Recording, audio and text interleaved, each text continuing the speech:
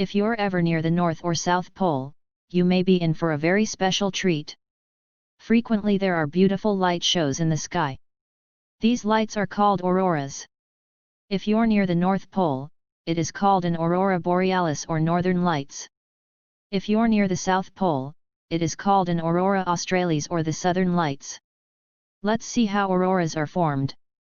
The activity that creates auroras begins on the Sun.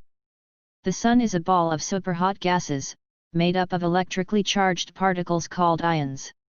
The ions, which continuously stream from the Sun's surface, are called the solar wind. As solar wind approaches the Earth, it meets the Earth's magnetic field. Without this magnetic field protecting the planet, the solar wind would blow away Earth's atmosphere, preventing all life. Most of the solar wind is blocked by the magnetosphere, and the ions are forced around the planet, continue to travel farther into the solar system. Although most of the solar wind is blocked by the magnetosphere, some of the ions are trapped in ring-shaped holding areas around the planet. These areas, in a region of the atmosphere called the ionosphere, are centered around the Earth's geomagnetic poles.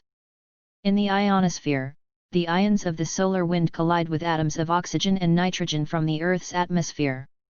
The energy released during these collisions causes a colorful glowing halo around the poles. This is called an aurora. The colors of the aurora vary, depending on altitude and the kind of atoms involved. If ions strike oxygen atoms high in the atmosphere, the interaction produces a red glow. This is an unusual aurora. The most familiar display, a green-yellow hue, occurs as ions strike oxygen at lower altitudes.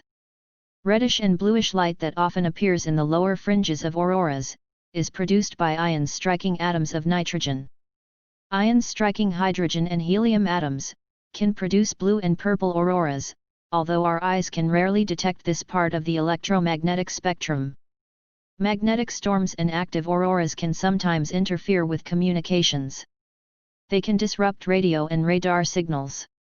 Intense magnetic storms can even disable communication satellites.